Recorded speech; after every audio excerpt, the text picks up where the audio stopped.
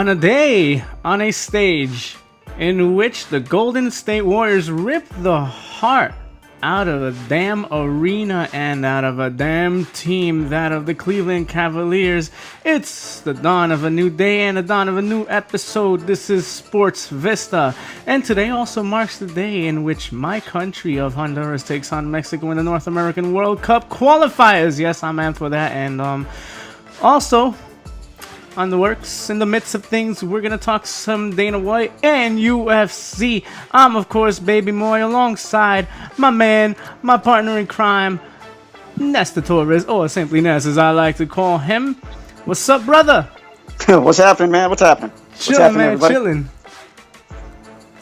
Chilling, man.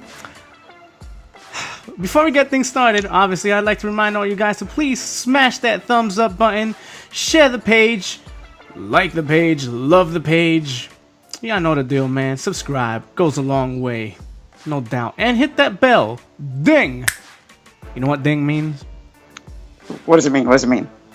It means we're about to commence. About to commence? Yes. Ding, ding dong. That's right. Ring ding dong. Ring a ding ding ding dong. Ring. That's a classic. It is. Anyway, folks. And what makes that even perfect is this particular beat you have in the background is slightly just like that one, only a little faster. Oh, you're talking about the beats per measure? Wise. Yeah. Mm-hmm. Yeah, kind of so. Yeah, you just know a little faster. That's all. Mm-hmm. Couldn't think about it. Yeah, you're right. But as if though the topic hasn't been exacerbated enough. You like that word? Yes, sir. Mm-hmm. Let's commence with what everyone is going on about, what everyone is ranting, raving, or praising.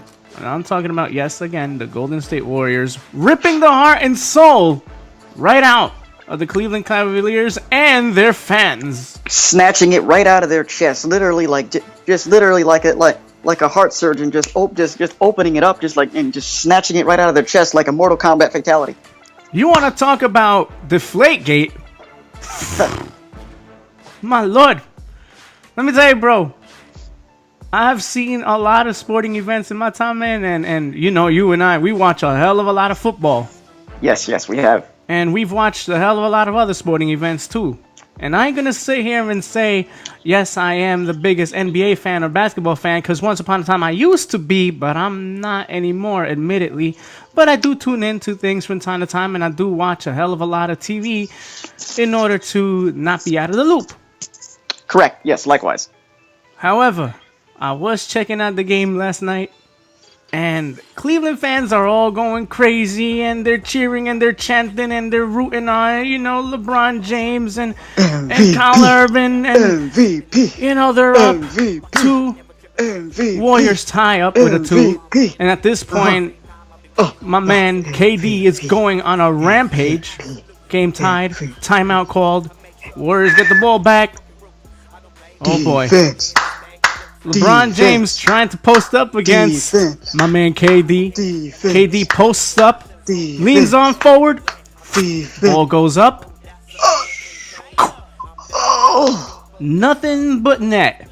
Flatline. And the air got sucked out of the arena, bro. It's as if though I don't even know what analogy to make. It was devastating, to say the least. Yo, bro, it just goes to show you, the Warriors are just that good. They are that ridiculously good. It's not a case of the Cleveland Cavaliers being bad. No, it is not. The Warriors are just that good. They are loaded. If we were to play fantasy basketball right now, that would be the team that we would construct. Exactly. Because that's what the Warriors are. They are a fantasy squad. They are a video game, NBA 2K, NBA Live, NBA Street, whatever. Pick a video game, pick a squad. This is the squad. The fantasy squad. Exactly. Come to life. That's what these guys are. And the only way that the Cavaliers are going to beat these guys is if they had 3 more LeBron James. 3 more LeBron James.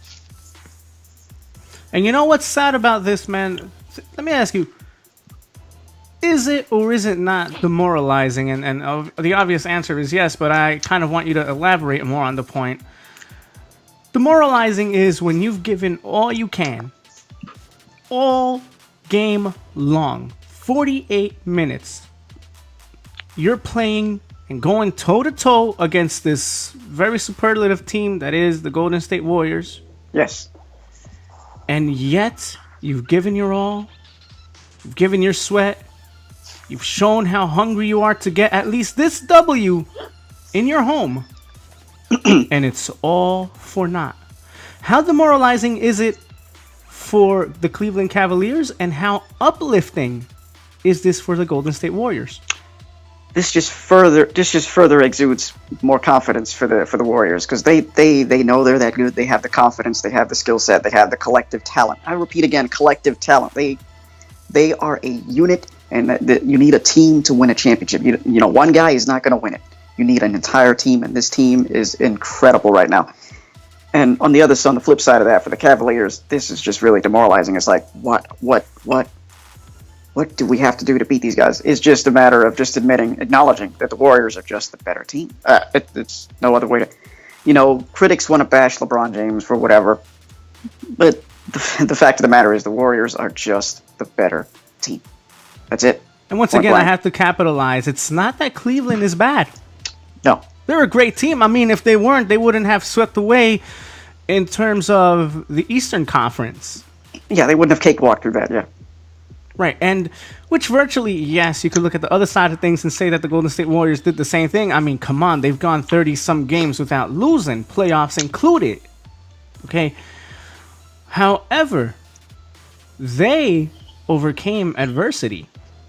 They did. Whereas the Cavaliers didn't and haven't. Let's look at the 2 games before last night's game and look at the scores. Blowout. Both games. Blowout. At Oracle Arena in Golden State, in Oakland, California. And every single time, it seems as though the Cleveland Cavaliers had the upper hand, the Golden State Warriors would not stay down. They just couldn't get rid of them. They were always in your face, no matter how many points they was down by. There was a particular time in which I believe they were down by 9 or 10 points, something along that line. And give or take, yeah. The Warriors just kept on coming back, man. They're just that explosive on both sides of the ball. You're not gonna beat them in a scoring and a shootout. That's just not gonna happen. They just have too much firepower. They have too much. They're just too much for anybody. But there lies the problem there, because in previous games, I'm gonna kind of assume here that the Cavaliers have tried to play a game in which, okay, let's pace ourselves, and then last night they played a game of, okay, let's try to go toe-to-toe offensively, and seemingly nothing has worked. No, because as we continue to emphasize, the Warriors are just simply the better team. They just are. They just and we need to acknowledge it. Not just acknowledge it, but pretty much celebrate it, because that's pretty much what it is. We don't need to sit here and dwell on what the Cavaliers aren't doing. It's nothing that they're not doing. They're just outmatched. I gotta agree, and Kevin Durant is such a key piece to that team. I mean, if they weren't good before, they are absolutely on another planet now. Oh, and absolutely. His ability to really rally up a team and either emotionally invest you or give you a pep talk if needed, he's so good at that, man. And last night was absolutely that came to fruition. And on the court, his efficiency is off the charts. I mean,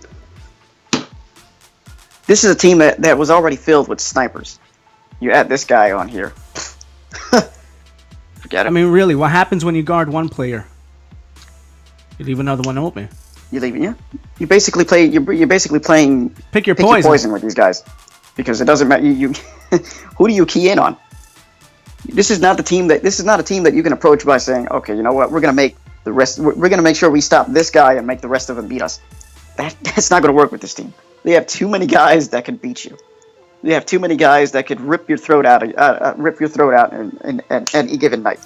One thing that also stood out to me, and I wouldn't for a second doubt the fact that Golden State Warriors pretty much keyed in on this, and it was the fact that at last night's conference, after the game, LeBron James said, both I and we gave everything we had. Is it smart to admit something like that in public? Yeah. Does that give the other team the realization of, you know what, we got them? You know what? Mentally, they're broken down. You know what? It could be very easy to sit here and say, well, that was dumb of him to admit in public. But I look at it as simply, paying their respects to their opponent and going, damn, you know what?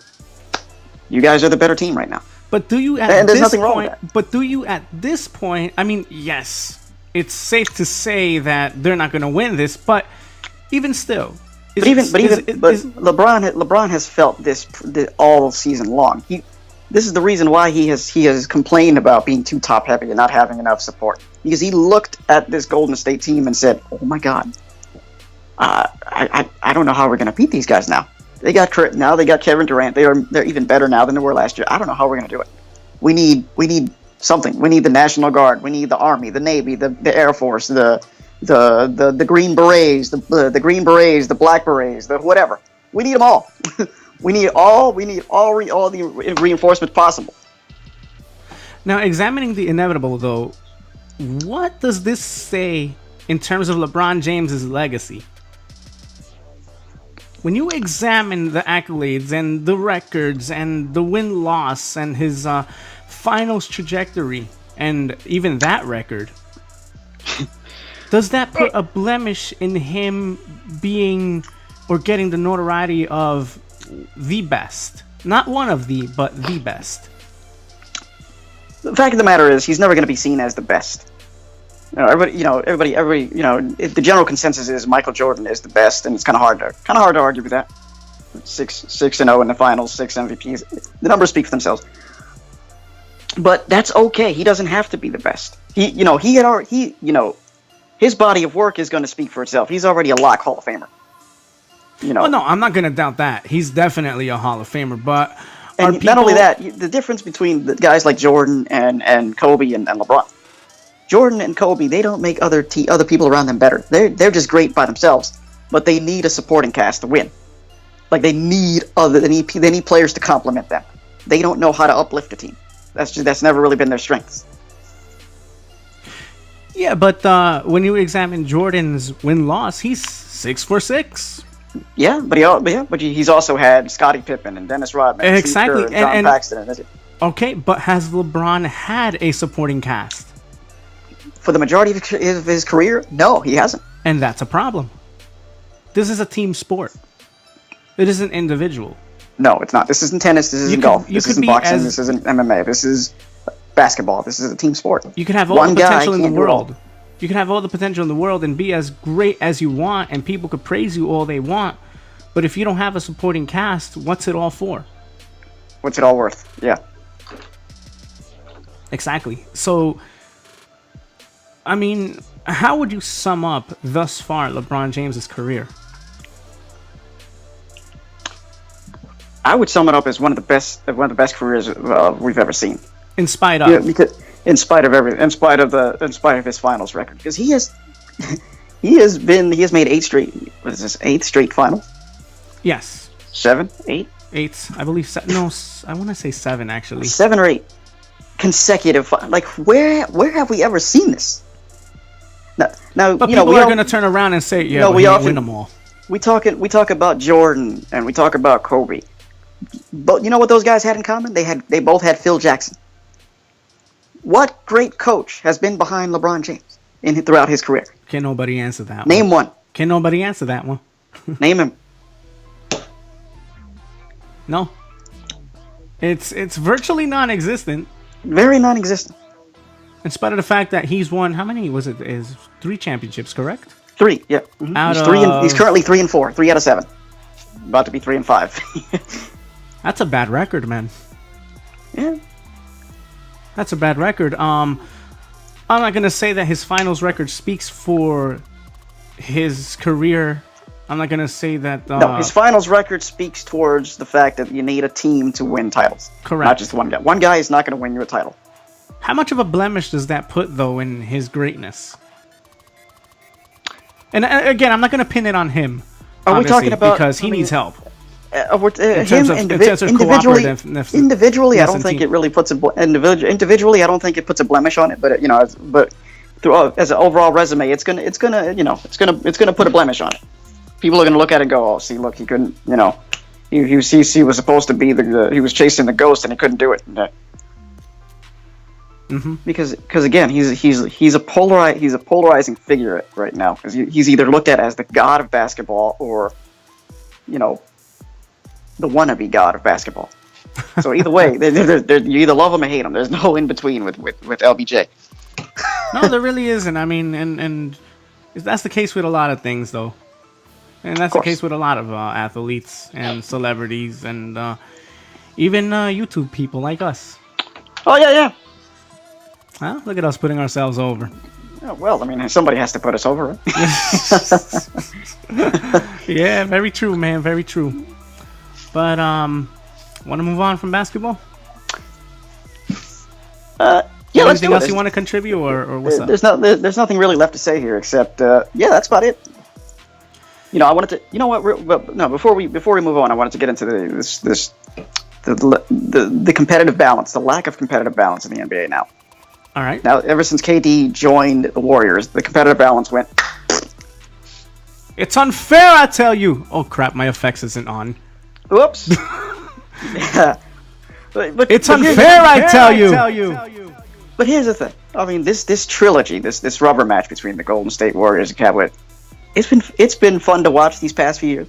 2 years ago, you had the Warriors just came up on the scene with this new sharpshooting style of theirs. It was like no one was even waiting for that. No one was expecting that. Nobody was expecting that. And then everybody thought the Cavaliers were gonna match up well with them. And this is LeBron's chance to bring a title back to Cleveland.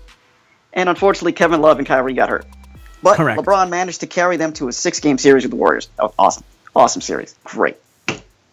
Then last year, the Warriors were chasing history. They won 73-9. They were chasing the history of the 95-96 Bulls. And then they had that epic series with OKC. Oh man, I gotta admit that was way better than the finals. Even though the finals went to the 7th game, but oh man, what a series that was! But the series with Western OKC, Conference. Oh my god, that was awesome. And again, I used to be a basketball fan, and I even tuned into that. I was just like, "Yo, this is great." Yeah, they went in. And then we fast forward to this year. This season was just... Let's not even talk about the playoffs. Awful. Yeah, let's talk about the season.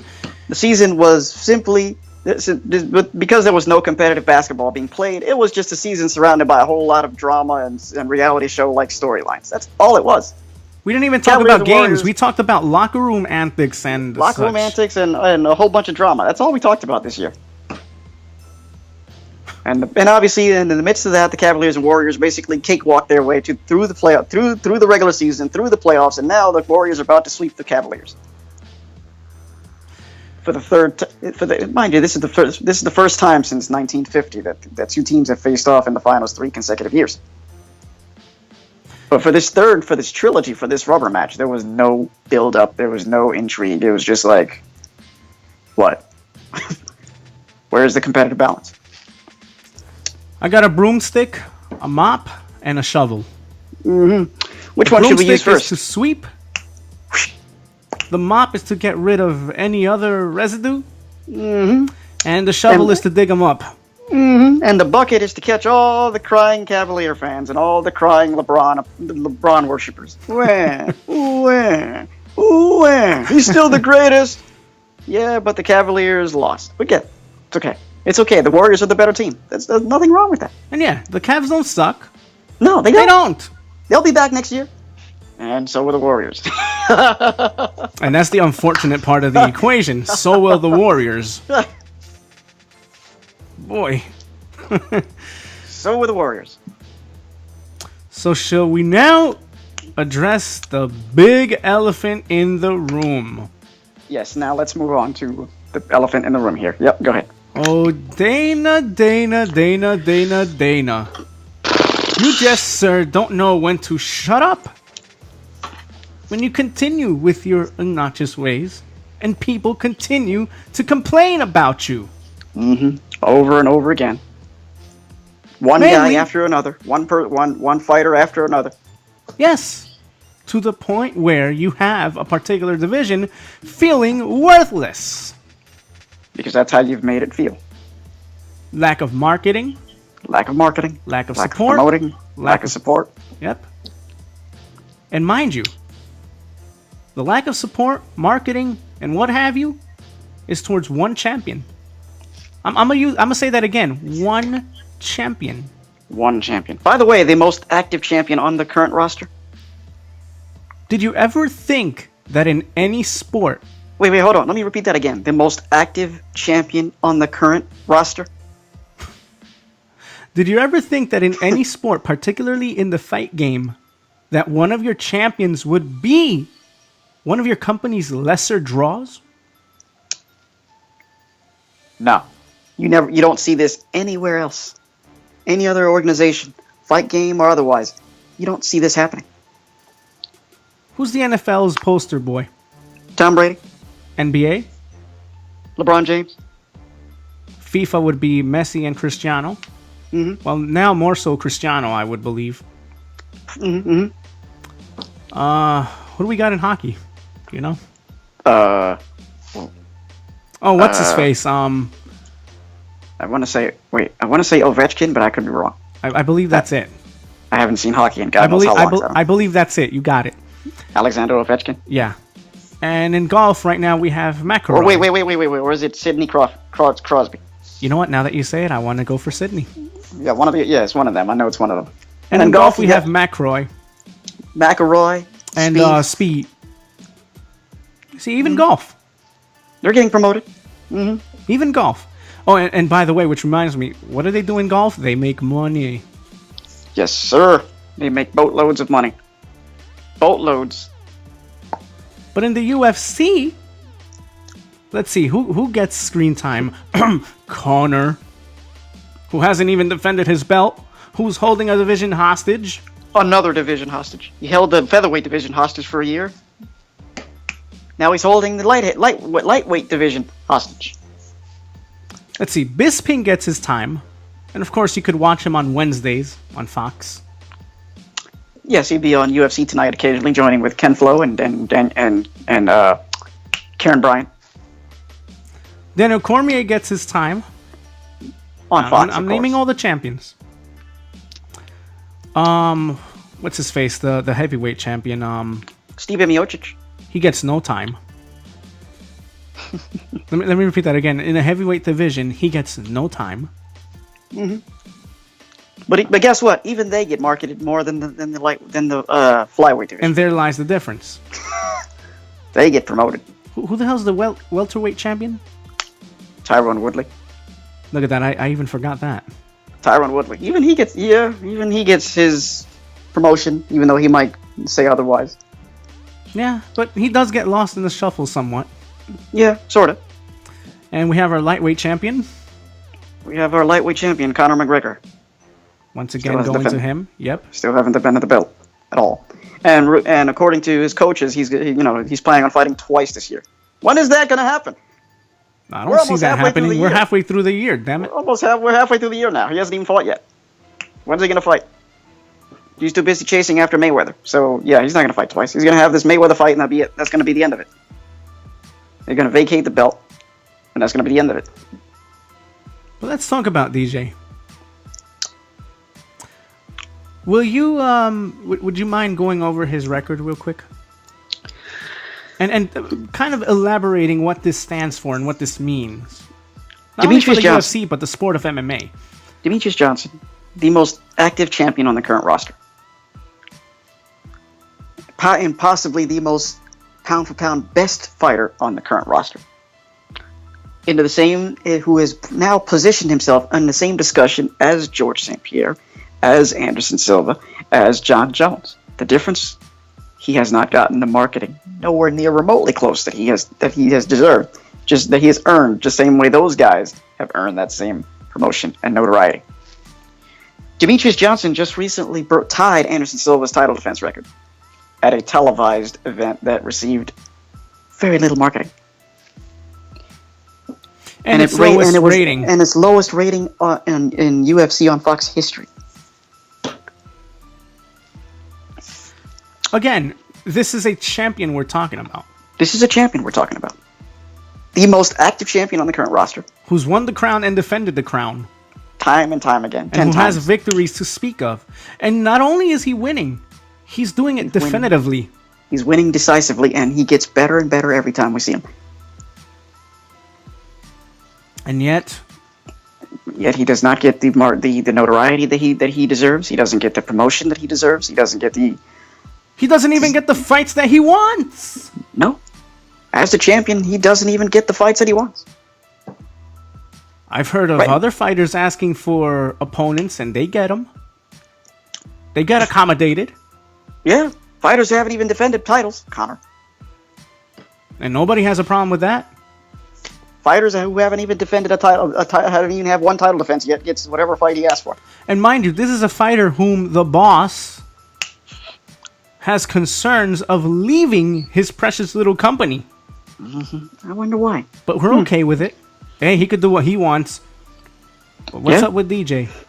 Yeah, Conor can do whatever he wants. He could show up to press conferences late. He could throw chairs. He could, he could run amok. But what up with Demetrius Johnson? But DJ doesn't get the respect he deserves, that he's earned. Because he's earned it.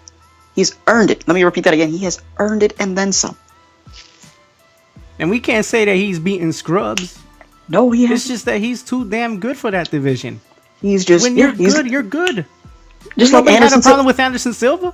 Just like Anderson Silva, just like GSP, just like John Jones before he out of the cage problems screwed him up. People loved George St. Pierre. Still love him. People still love Anderson Silva. Oh, absolutely. Even with the crap that he pulled off from time to time, but people love him. Yeah. People loved John Jones before all this started happening, but nevertheless, people are still drawn to John Jones. And what did they all do? They won. And they kept winning for long stretches of time. And even though Anderson Silva dominated the middleweight division, GSP dominated the welterweight division, John Jones, before his issues, dominated the light heavyweight division, they were still promoted. They received the notoriety that they earned. They received the respect that they earned. They just went out there and kept it. It wasn't that they didn't have any competition. They were just that much better. That's it. But yet, we don't want to concentrate on the lighter weight divisions, and we don't want to concentrate on set fighter because, he flat out... I'm just going to say it for him, because I think those divisions and I think that fighter is flat out boring. And the reality is, DJ is not... the chase. The fact of the matter is, DJ is not a boring fighter. And this crap that the lighter weight classes aren't going to sell. Really? Come on now. Then what was the whole point of starting the lightweight, what is it? The flyweight division in the first place? They even had a tourney for it, didn't they? Yes, they did. They had a tournament for it. What was the point in starting that then? What, did he just waste our time, the viewers, and the fighters' time? Because now, listen, from the looks of it and from that post that I read on bjpen.com, the article where they cited Demetrius Johnson's comments, it seemed to me like what they're saying is, you guys ain't gonna be on pay-per-view because y'all ain't give us the buy rates. Let me get this straight. Or we think y'all ain't gonna give us the buy rates. You waste all these resources on promoting CM Punk, but you won't promote an actual champion. And who the hell is Phil Brooks? You waste all this promotion on a spectacle between McGregor and Mayweather, which is an absolute waste, by the way. But you won't promote your most active champion. You bring in Brock Lesnar, which was nothing but controversial in the end. It bit you guys. By the way, yeah, Brock Lesnar and John Jones both failed drug tests before and after UFC 200. And John Jones is the one that gets cut. Only one of them was pulled from the card. Well, yeah. Let me just say this right now. All right. The one guy okay. The white guy stayed on the card. The black guy didn't. Let's call it what it is. Calling a spade a spade. Because there's no other explanation for why these two guys both failed drug tests and only one of them got pulled from the card. No explanation for that other than the obvious. So, what happens from this point on forward? And how much in trouble is the UFC, man? How much in trouble are they in? Yes, I shudder to think, man. And at this given point, given the number of complaints from various fighters, it's not even one guy. I'm telling you, it's numerous fighters coming out and complaining.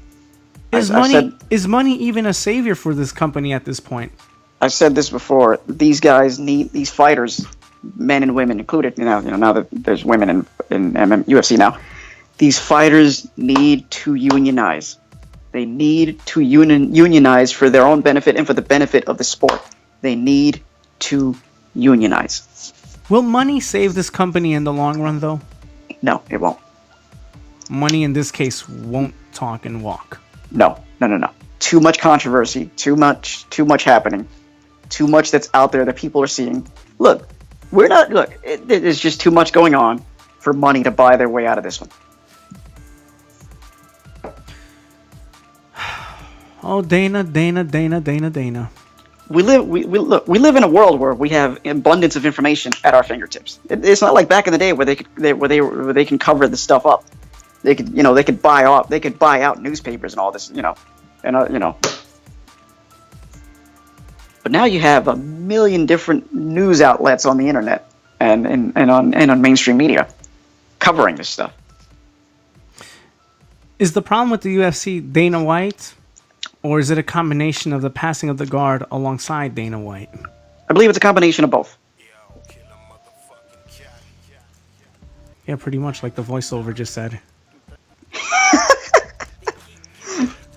It's a combination of both. It's just sad to see, man. These fighters need to unionize. I can't stress that enough. They need to unionize. They need to stand up to these capitalistic pigs. They need to band together for the benefit of not just their own benefit, but for the benefit of the sport and for future fighters. Yeah. I mean, how else is the company going to survive? I understand that money moves and drives things, but at the end of the day, it's the fighters who really put this thing on the map. Yes, the fighters are the reason why we're tuning in. We don't tune in to find out about, okay, how are you guys doing financially? How many ticket sales? What was the gate? No, we care about the damn fights. Yeah, we don't care about the gate or the ticket sales. We don't care about that. We care about the fighters. We care about the fights. Are they going to put on a good show? And you know what? Now, when they don't put on a good show, guess what, bruh? I understand why. Why are we going to go out there and bust our butt for nothing? Exactly. Why am I going to put my body on the line for pennies? Why? Look, I understand as a sport, it's an individual sport, but as a business, these fighters need to unionize and get their fair share and get what they deserve, what they've earned. You know what I must say is a really screwed up person though. Look at the things that he says. The best part about set event back in I believe it was February was the ride back home. Mm-hmm. The private jet flight back home. Oh, nice. Great. Really, bro?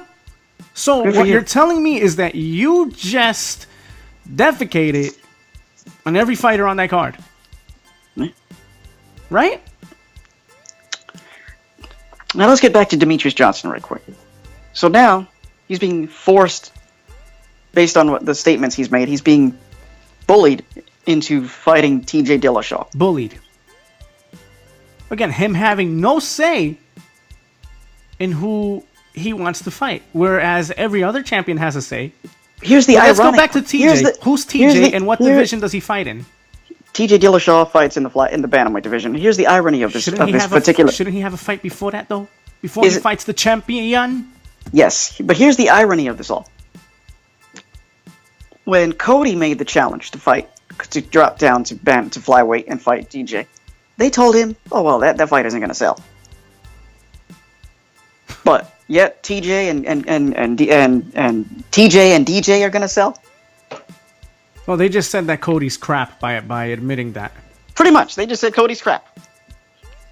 That's all. I will admit, Cody just became champion, so it wouldn't have made any sense for him to even have this super fight because he hasn't done anything to earn a super fight. Okay, let's just put that out there right now. Cody hasn't done anything to earn. Neither had DJ, by the way. So I don't know why they want to make this fight, but they want to force him to fight DJ.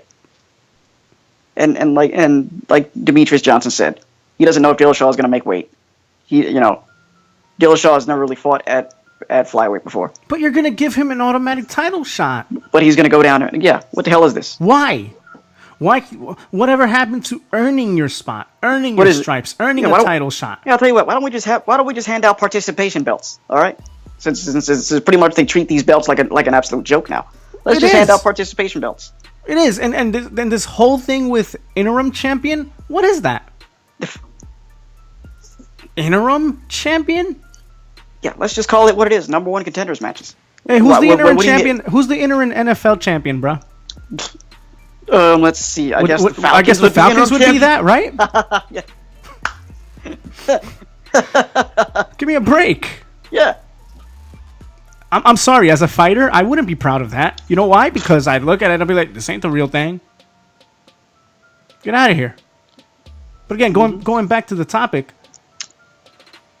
this guy hasn't even had one single solitary fight in set division.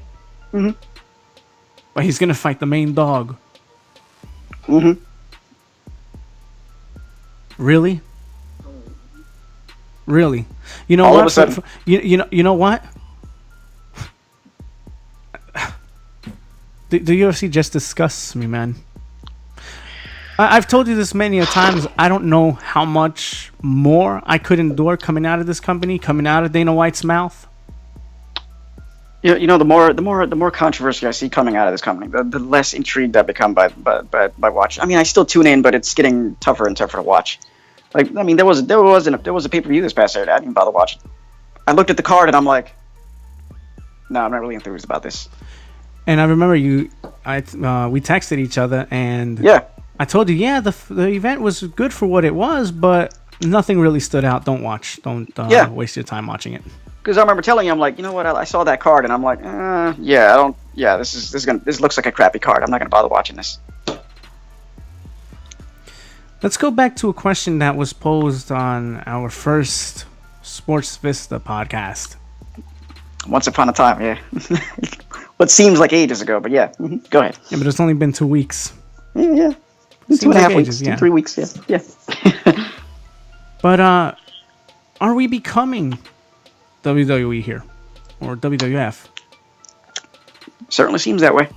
You have all these gimmick fights, all this spectacle, all these cross-promoting spectacles, all this nonsense, these participation belts. All the BS that happens during the conferences now. Mm-hmm. Throwing chairs and throwing water bottles and all this crap. Yeah. And punching people in the freaking face, knocking their glasses off of their head. Mm-hmm. Mm-hmm. What are we looking to do here? I mean, listen, I understand fights need to be sold, and ain't no better fight seller than McGregor. I'll give him his stripes there. But when is too much too much? Exactly. Because when is too much too much? I mean, where do we draw the line between selling a fight and just being flat out unprofessional? Yeah. Because it's unprofessional to show up to press conferences late. That's unprofessional. Yeah.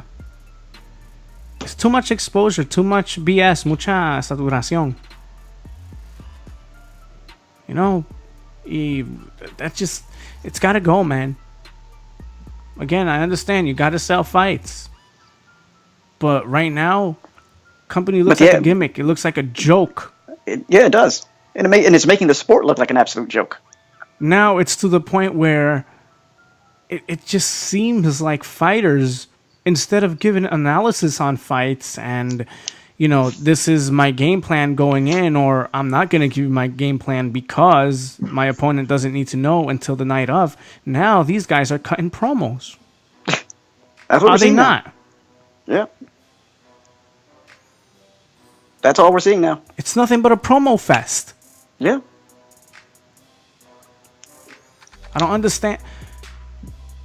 There's so much right now within this company internamente that is hurting them. And I'm afraid that the company is only but going to go downhill. Even more. Sad to see, man. Because again, this is the fight game. This is not a team sport. The goal of the fight game is to sell fights and to give the best fights possible. Bro, I might be nitpicking here, but to a lot of people, myself included,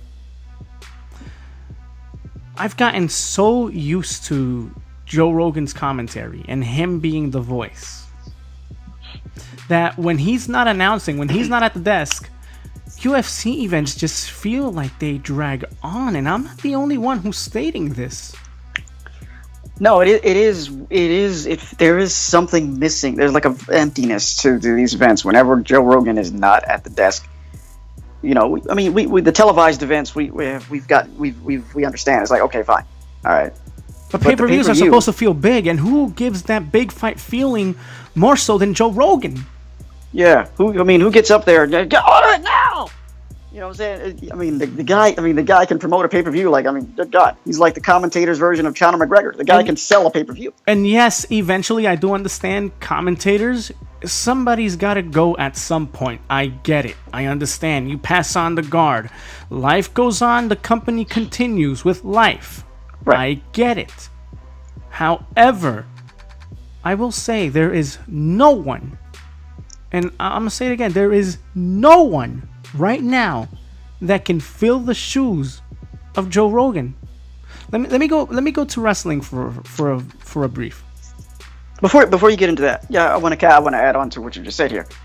Here's they're trying to they know that Joe Rogan is the best color commentator in MMA. Hell yeah! This is the reason why they've had these three man announce teams now with Dominic Cruz and DC, or Dominic Cruz and Joe Rogan, or Saturday night Dominic Cruz and Brian Stan along with John Anik. Yes. Look, Dominic Cruz is an excellent color commentator. The guy can break down fights probably as well as Joe Rogan. I mean, the way he breaks down fights is awesome. DC as well. DC, on top of that, DC brings the energy. But these guys aren't Joe Rogan. They're not. And going to WWE real quick. Yeah, we had JR. And again, we had JR. Now he's working part-time. He does a couple of fights here and there, but he does more so the big event fights, the special fights.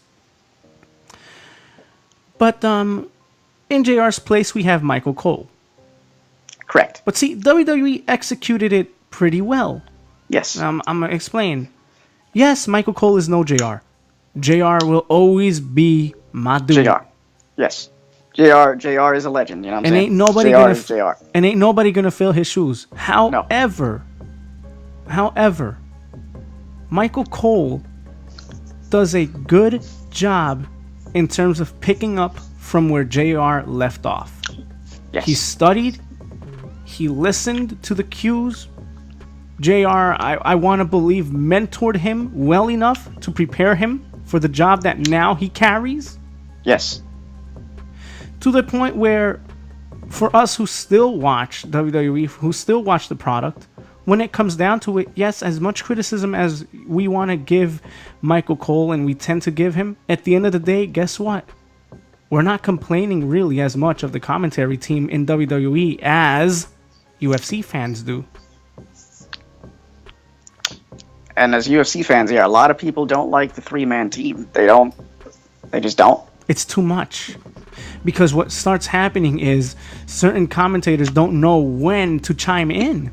I will say, I like the three-man team with Cruz and Rogan better than Rogan and DC. Rogan and DC shouldn't be teamed up, along with John Anik. Because both Rogan and DC, they both can break down fights. They're both great at it. They're both also the same analysts. They're both energetic. They're both hyper. They both bring the energy. What we need here is balance. And Dominic Cruz is that balance. When he was with Joe Rogan, there was a balance there. Dominic Cruz was more chill, more laid back. Yeah, he's a voice of reason, so to speak. In terms of him, being that soothing, calming tone type of voice. But see, here's the thing. But too much excitement is too much, and DC and Joe Rogan together, that's just a lot. A bomb. That's just a lot of energy, and it kind of leaves John Anik hanging out on an island by himself. Yeah. That is an explosive, and it's too much for one Anik to take, because then you're just sitting there like, what?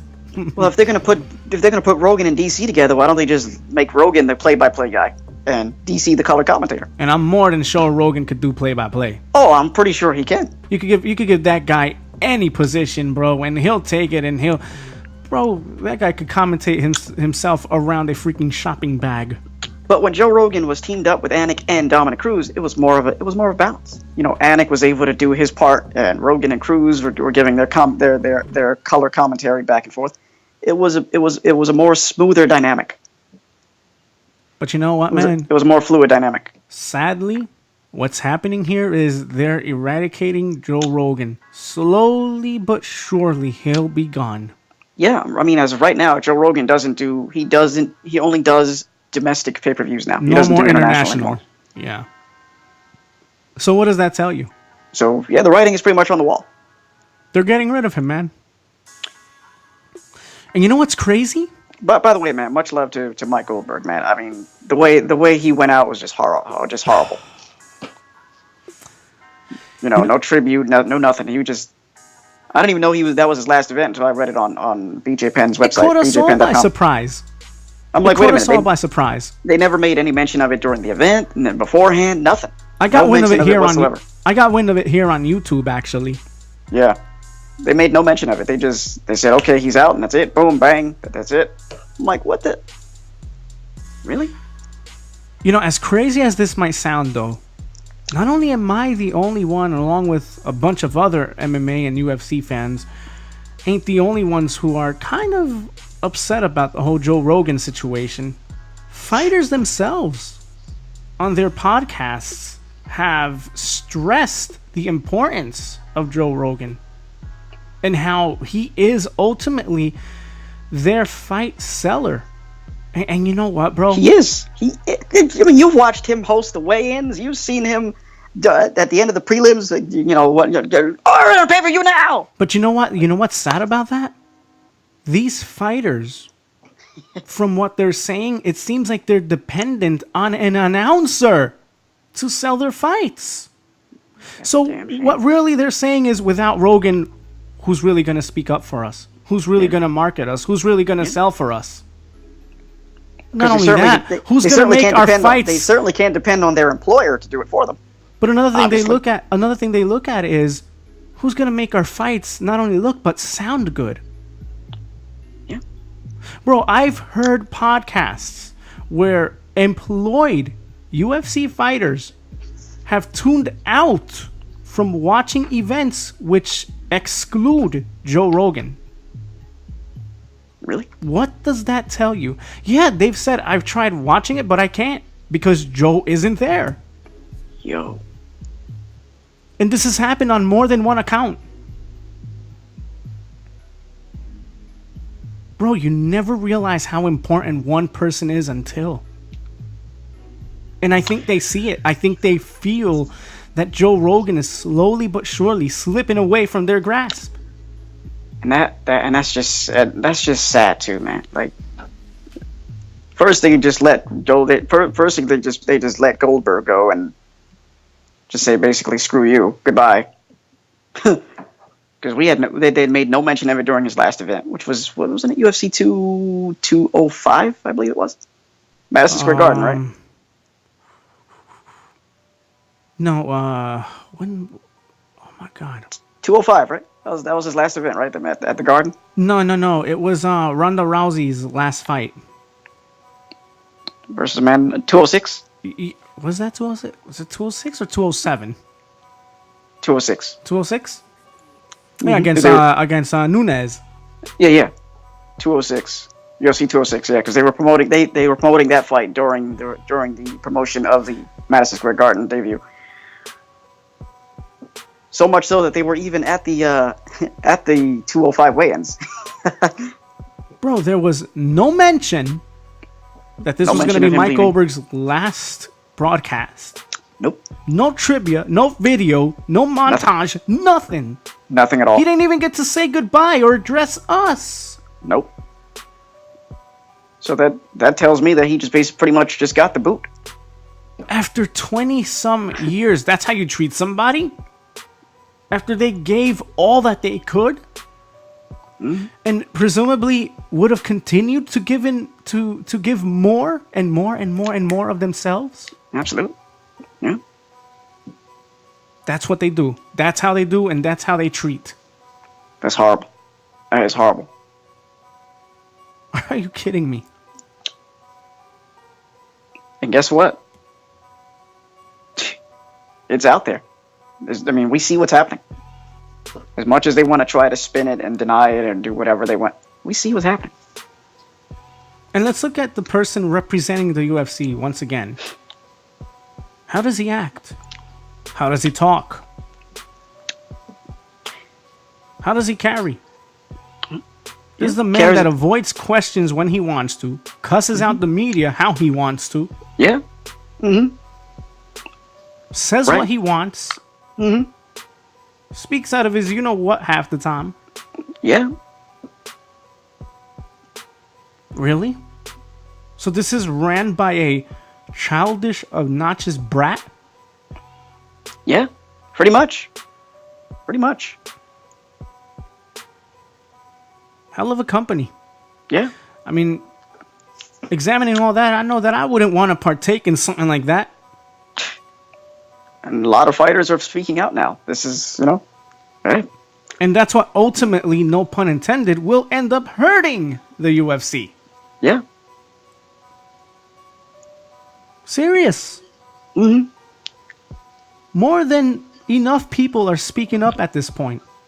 On podcasts. On written blogs. On interviews. On Twitter. On Insta, on all over social media, and on interviews. Everywhere. You see it everywhere. These guys are speaking out. They've had enough. I've said this. I've said it before, and I'll say it again. These fighters need to form a union. There's a plethora of complaints, bro. They need to form a union. From DJ, even Ronda Rousey. Remember a couple of years back on Twitter? The ring girls get paid more than us? Which is an absolute joke, quite frankly. That the ring girls get paid more than the female fighters? Really? The ring girls do nothing but prance and dance and shake and rattle and roll. Yeah. We don't tune in to see the ring girls. We tune in to see the fighters. But they making more the greens. But they're making more than the women fighters. All to prance and dance around and hand out cards. Wouldn't be surprised if they make more than the male fighters. They probably do, sadly enough. Really. Because a lot of these male fighters ain't even breaking in 5 figures. Hell, let's be real here, okay? These ring girls get paid around to be eye candy.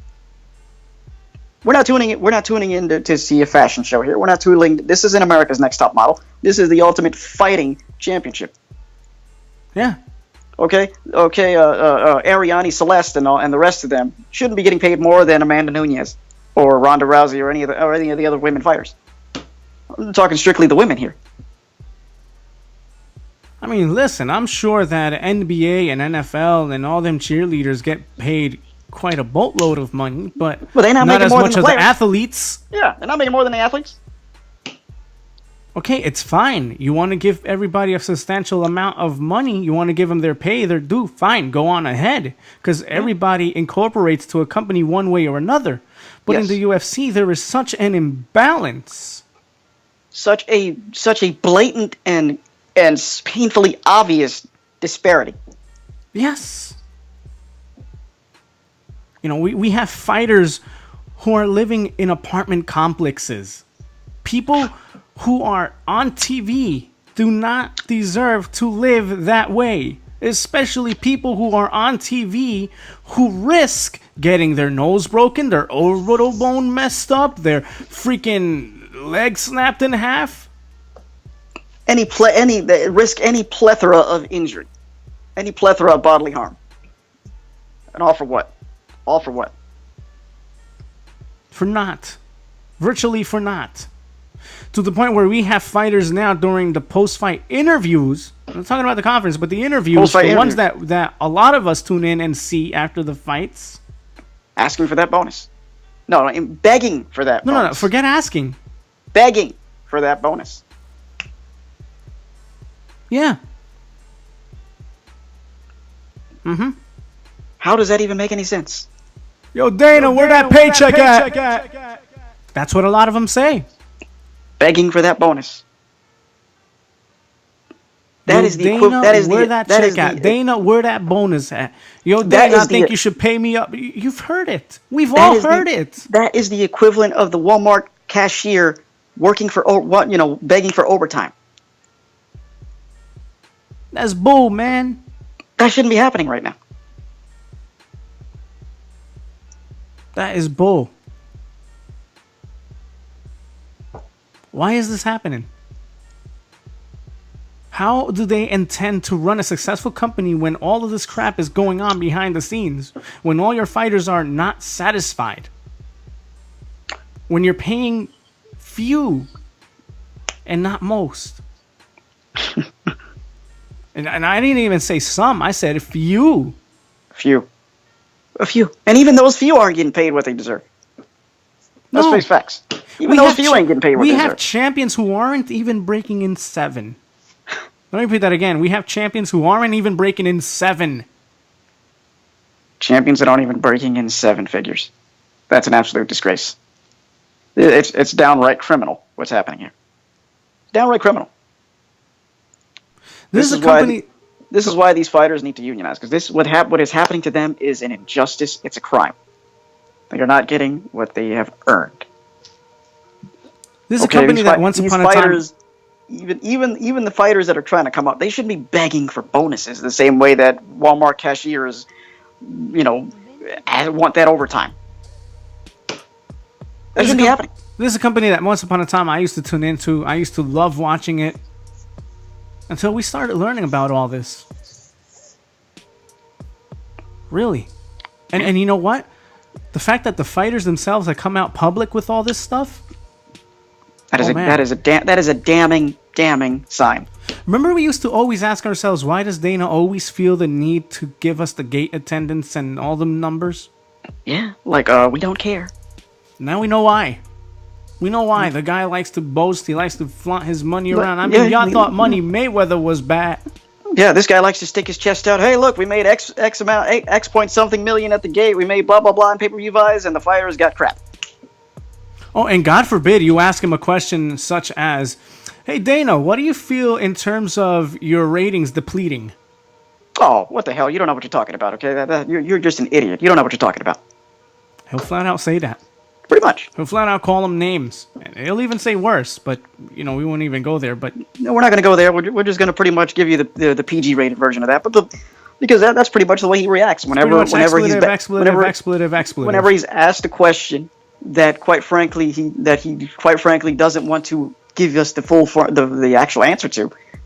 He's like a petulant child that way. He's kind of like our like the leader of the free world right now.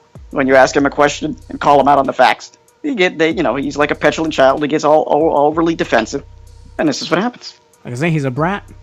He jumps down your throat for even daring to ask such a question. A prime example was not too long ago when they asked him about the Pearl Gonzalez thing. The Pearl Gonzalez and Cynthia Calvillo fight. There was a rumor there was a statement released by the Athletic Commission that the fight might be canceled because of the rule that New York has about breast implants.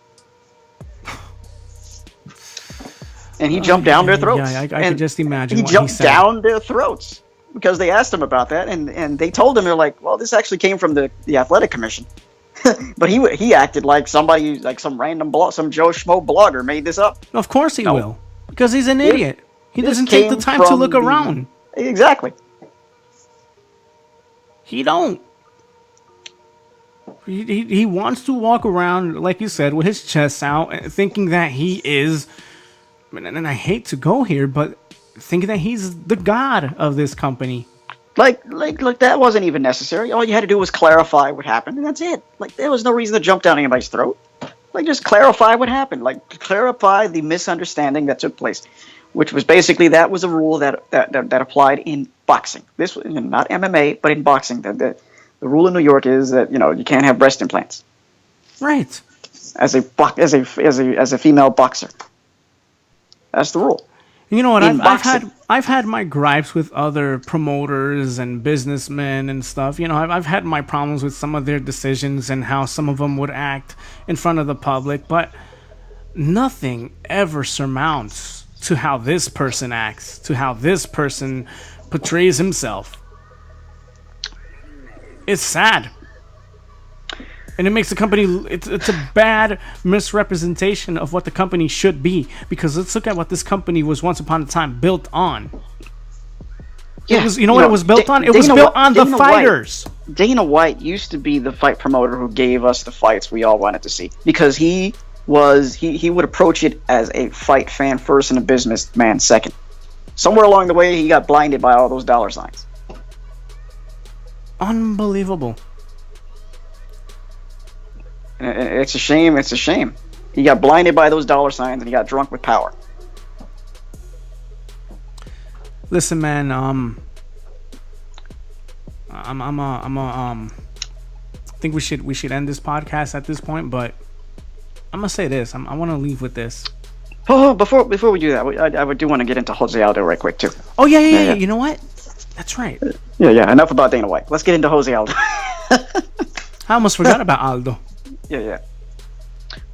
So Jose Aldo, who has been one of the pound-for-pound best featherweights of all time for the past decade. And undefeated for years. I mean, yeah, he has 2 losses in his record, but has had 3 an now, undefeated streak. 3 now, years. yeah. Has had an undefeated streak for 10 years. 10 years. All of a sudden, beating a who's who. Let's not forget that. Beating a who's who. We could, the list goes on. We don't need to run down the list of people he's beaten. No. Just look it up. But all of a sudden he loses. He gets knocked out in 13 seconds by Conor McGregor. All of a sudden, he's a has-been. It's tarnished his legacy. A 13-second knockout, a fight, or if you even want to call it a fight, a stage in which he really didn't have a chance to prove or put Conor McGregor in any sort of stress. No, because basically what happened there was he got caught, which could happen to anybody on any given fight. Exactly. He got caught. Now, if Conor McGregor had done to Jose Aldo what Holly Holm did to Ronda Rousey, okay, then we could talk. Then we could talk about Conor being a beast and this and that. Correct. Conor caught him, but that's not what happened here. So all this nonsense about his legacy being tarnished and how he now sucks and blah blah blah. No, he was before that he was undefeated for 10 years. But people seem to forget that. But you want to overlook that, okay? And people are saying, "Oh, he's whining about fighting Conor again." Yeah. What did Conor really prove by knocking out Jose Aldo in 13 seconds? Nothing, because you know why? Because he didn't even defend that damn belt. No, because then he walked. Yeah, he didn't even. He held that weight class hostage, and now the belt was vacated as a result, which is probably going to happen again with the lightweight division because he's holding that division hostage. But Jose Aldo, on the other hand, is going to go down as probably the best featherweight of all time. He should, rightfully so. He rightfully so. He will go down as one of the best featherweights of all time and one of the best pound for pound fighters of all time, and a lock Hall of Famer. That's what's going to happen here. He's going to be a lock Hall of Famer. By the way, congratulations to Max Holloway. The young man is doing his thing. Absolutely. No. He's now the new featherweight champion. Now the question is, for how long could he hold on to this belt? Because we know, bro, it is a damn task to hold on to a belt in the MMA world. Here's the thing: Max Holloway has got potential, man. This guy can be that. He could be the next one to have a long title reign. We'll see. He can be. He has potential. We'll see. I believe any fighter has that potential, because if you're in the UFC, you're ultimately one of the best in the world. Yes, absolutely. You made it to the UFC. That means you are one of the best in the world. So let's see what happens. Only time will tell, But definitely, my respect, my props, and it is a big accomplishment. Record aside, consider this. And if people want to say that he's going on a downhill spiral, whatever, I don't care. The fact of the matter is, he beat a legend in Jose Aldo. He did. He absolutely did. He beat Jose Aldo. And he beat, not to mention the people he basically beat to get to that title shot. Anthony Pettis, Ricardo Lamas, etc. The list goes on. Mm-hmm. His only loss, and these are credible fighters that even pose a threat. His only loss in the UFC was to Conor McGregor. Yeah. And we already know Conor is not gonna. Number one, he's not gonna fight in UFC again after this Mayweather fight. And number two, he's not. If he does fight in UFC, he's not gonna fight a featherweight anymore. No. And something tells me he's even gonna want to go up in ranking. So there goes another division. Great. What a joke. But nevertheless, this does not diminish Jose Aldo's legacy. This not at all. Okay, this doesn't tarnish his legacy. This doesn't diminish it at all. No, because he's it still stands, a legend. Bro. You know what? His resume speaks for itself. Yeah, and what stands is that longevity that he had with that belt, and no one can take that away from him. That's right. Absolutely not. And let me see somebody try to replicate what he did. Because again, I'm going to repeat it. In this sport, it's a very hard feat to accomplish. It is. This guy went undefeated for 10 years. 10 years. As featherweight champion in WEC and as featherweight champion in the UFC. 10 years he went undefeated. Come on. But all of a sudden he gets caught in 13 seconds. And all of a sudden he sucks. All of a sudden he's trash. All of a sudden he's a has-been. All of a sudden he don't have it anymore. All of a sudden he's just a punk that should retire. All of a sudden, he's all these things. And all of a sudden all you Conor McGregor worshippers should just shut up, because clearly you don't know anything about the fight business. You don't know anything about the fight game. You don't know anything about Jose Aldo. All right? He got caught in 13 seconds. That doesn't prove that Conor has surpassed him.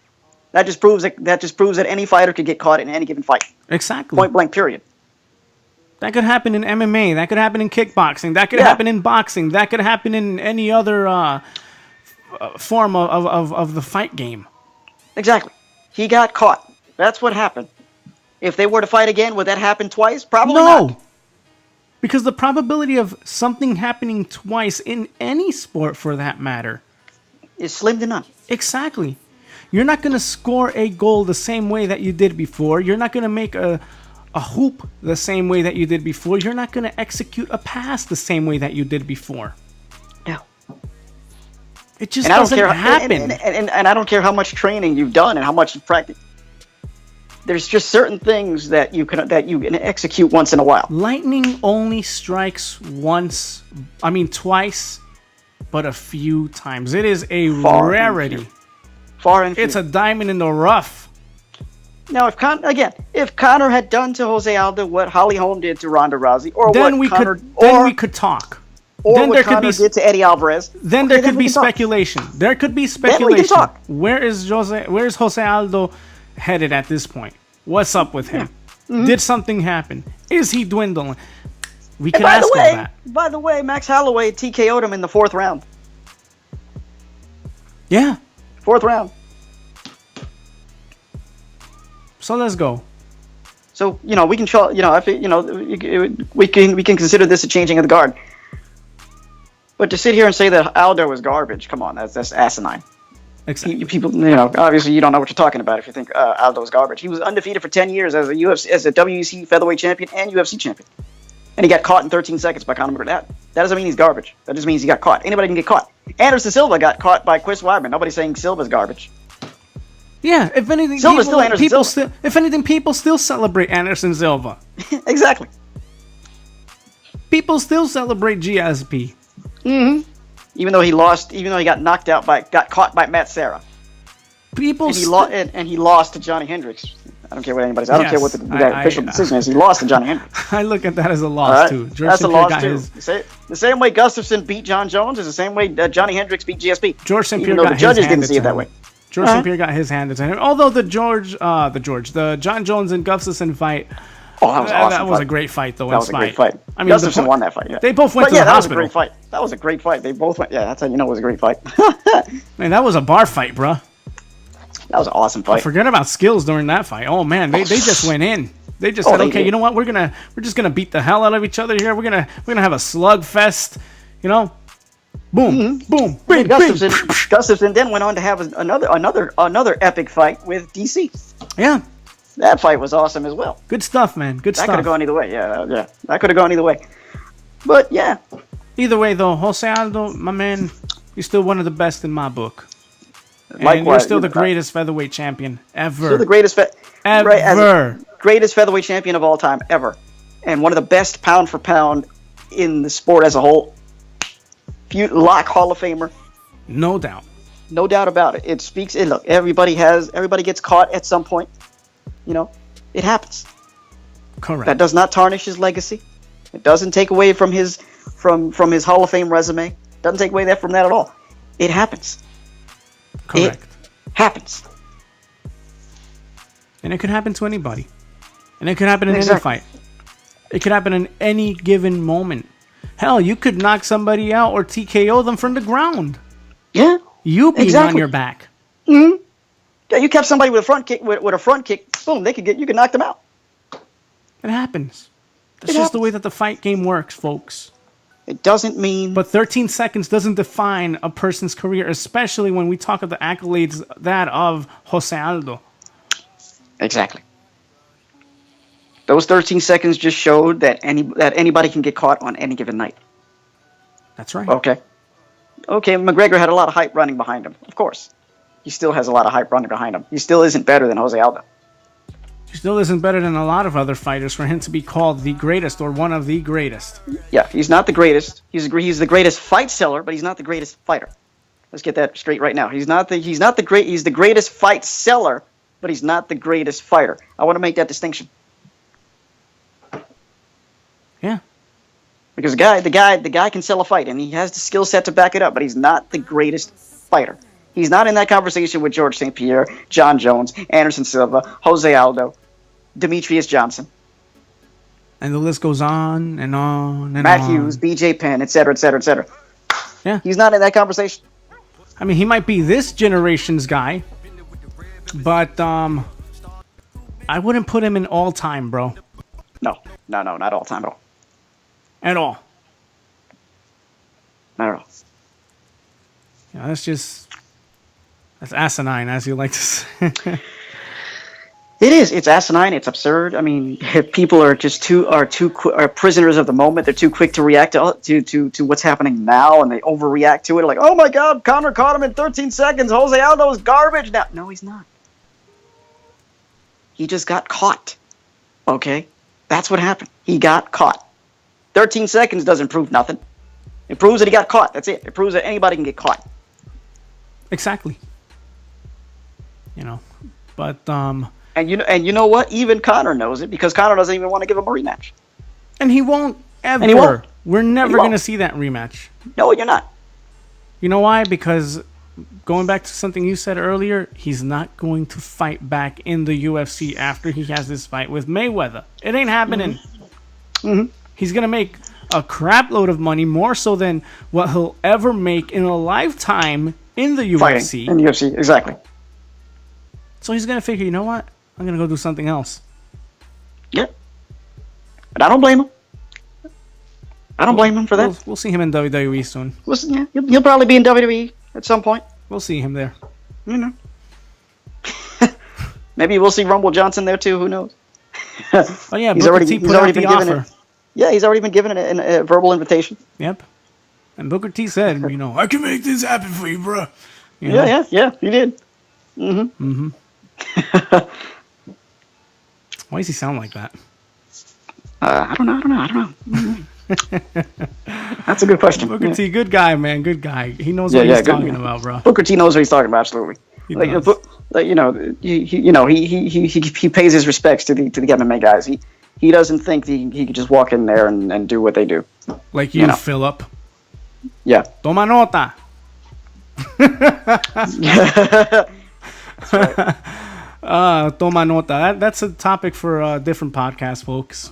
Yes. We'll bring that to you at some point. Stay tuned for that. Yeah. Good stuff going on there too. But absolutely. Want to conclude and say something to our fans, brother man? Well, I'd like to thank you all for subscribing and tuning in. Continue to stay tuned and continue to spread the word, and we'll continue to come at you and bring you guys a little bit everything, as we attempt to bridge that gap, tear down these walls, open up, build more connections. That's right, folks. Subscribe, thumbs up, hit that bell. We're bridging the gap, y'all. This is ENT Hooligans, Baby Moy, and my man Ness. Remember, for podcasts, gameplay needs, and more, we are the entertainment hub for all.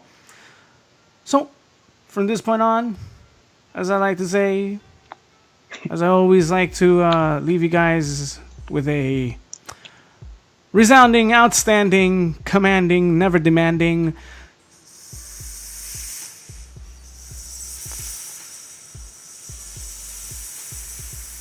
see ya. God bless and peace.